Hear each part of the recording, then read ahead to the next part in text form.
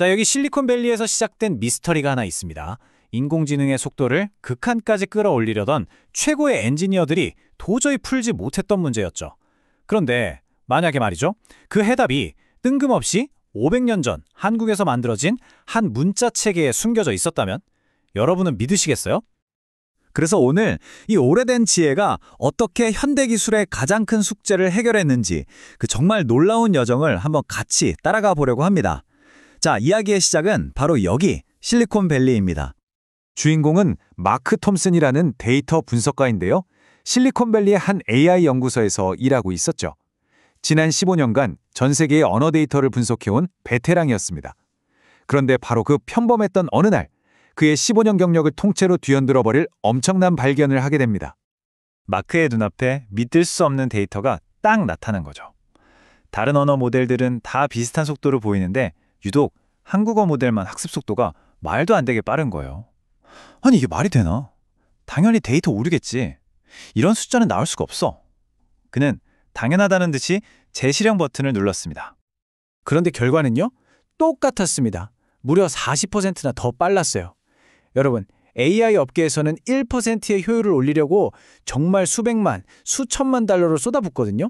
그런데 40%라니. 이건 뭐 기적 아니면 재앙인 거죠. 마크는 직감했습니다. 아, 이건 단순한 최적화 문제가 아니구나. 뭔가 근본적으로 다르다.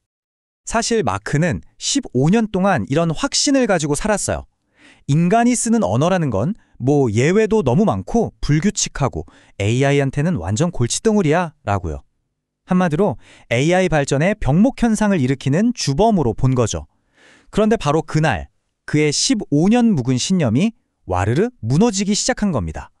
자, 몇 번을 다시 돌려봐도 결과는 같았습니다. 이제 마크는 생각을 바꿉니다.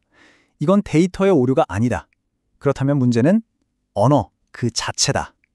그의 모든 관심은 이제 한국어의 비밀을 파헤치는 데 쏠리게 되죠. 파고들수록 정말 놀라운 사실들이 드러났습니다. 보세요. 영어는 발음 예외 규칙이 32%나 되는데 한국어는 고작 4.7%예요. 이게 무슨 말이냐면요. AI가 이건 뭐지? 하고 고민하면서 에너지를 낭비할 필요가 거의 없다는 뜻입니다. 게다가 같은 내용을 표현하는데 필요한 데이터 양도 훨씬 적었어요. 정보 밀도가 높다는 거죠. 이건 그냥 조금 더 낫다 수준이 아니었습니다. 아예 차원이 다른 설계라는 증거였죠. 훨씬 이해하기 쉽게 예를 한번 들어볼까요? 영어 단어 through, 철자는 무려 7개인데 소리는 through, 3개뿐이죠. AI 입장에서는 정말 환장할 노릇 아니겠어요? 근데 한국어 말을 보세요. 글자 셋, 소리 셋, 딱 떨어지잖아요. 이 완벽한 1:1 대응, AI가 이걸 얼마나 좋아하겠어요. 너무나 명확한 신호니까요. 근데 진짜 놀라운 건 따로 있었습니다. 바로 한글의 조립 방식이에요. 이건 마치 레고 블록 같아요. 귀역, 아, 니은이라는 기본 블록을 정해진 규칙대로 딱딱 끼우면 간이라는 글자가 뚝딱 만들어지잖아요. 예외? 그런 게 끼어들 틈이 없습니다. 거의 수학 공식 수준이죠. AI가 한글에 반할 수밖에 없는 이유, 바로 이거였습니다. 그러던 중에 마크가 우연히 MIT에서 나온 보고서를 하나 보게 됩니다. 자기 생각이 틀리지 않았다는 확신을 얻게 된 거죠. 근데 이제 궁금증의 방향이 바뀝니다. 어떻게 이렇게 효율적인지가 아니라 왜? 도대체 누가, 무슨 생각으로 이런 말도 안 되게 완벽한 문자를 설계했을까? 이 질문의 답을 찾으려고 마크는 결국 비행기에 오릅니다. 목적지는 한국이었죠. 그리고 마침내 서울에서 마크는 모든 수수께끼를 풀어줄 결정적인 열쇠를 발견합니다. 그건 바로 훈민정음 해례본이었어요. 이건 그냥 오래된 책이 아니었습니다. 한글이라는 이 경이로운 시스템을 만든 창시자가 직접 남긴 일종의 공식 설계도이자 사용설명서였던 거죠. 그를 만난 한 대학교 교수님이 해례본의 한 구절을 짚어주면서 이런 말을 합니다. 이건 그냥 저절로 생긴 문자가 아닙니다. 이건 15세기에 만들어진 알고리즘입니다. 라고요.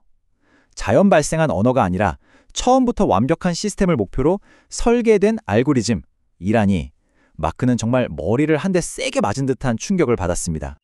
근데 충격은 여기서 끝이 아니었어요. 한국의 한 딥러닝 전문가가 마크한테 이걸 보여주는데 정말 소름이 돋을 정도였죠. 한번 보세요. 한글은 자음, 모음 같은 입력 값이 조합규칙이라는 처리 과정을 거쳐서 음절이라는 결과값을 내잖아요. 이게 현대 인공지능 신경망이 정보를 처리하는 방식과 구조적으로 완벽하게 똑같다는 거예요.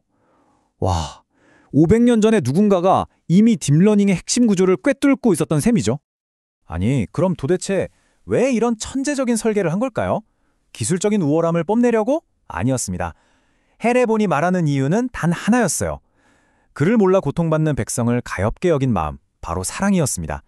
모든 사람이 최대한 쉽고 편하게 배우고 쓸 수 있도록 하려는 그 인간적인 목표가 역설적으로 역사상 가장 완벽한 기술적 효율성을 만들어낸 겁니다.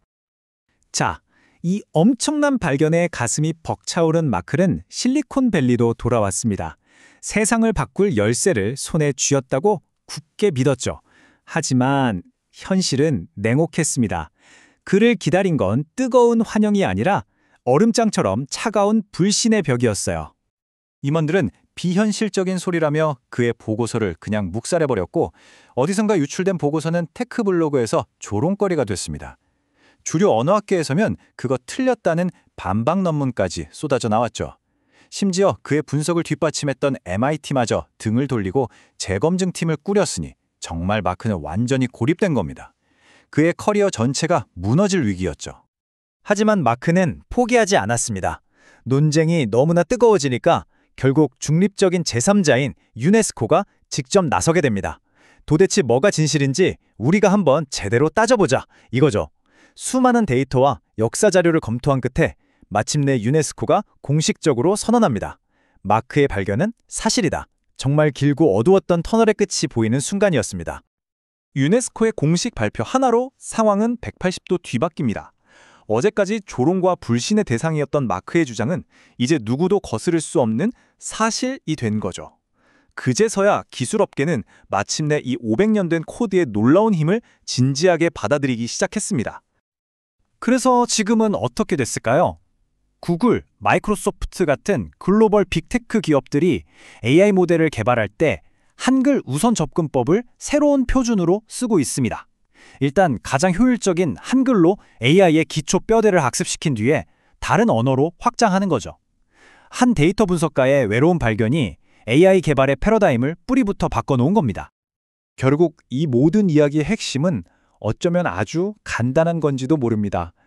가장 위대한 기술적인 진보는 차가운 효율성의 추구에서 나오는 게 아니라 사람을 향한 따뜻한 공감에서 태어난다는 사실 말입니다. 효율성은 목표가 아니었어요. 그저 사랑의 결과였을 뿐입니다. 500년 전 백성을 사랑했던 한 왕의 마음이 오늘날 인공지능의 미래를 열었습니다. 그렇다면 우리가 아직 발견하지 못한 과거의 지혜 속에 숨겨진 미래의 해결책은 또 무엇이 있을까요? 어쩌면 가장 혁신적인 해답은 우리가 가장 오래되었다고 생각하는 바로 그곳에 숨어 있을지도 모릅니다.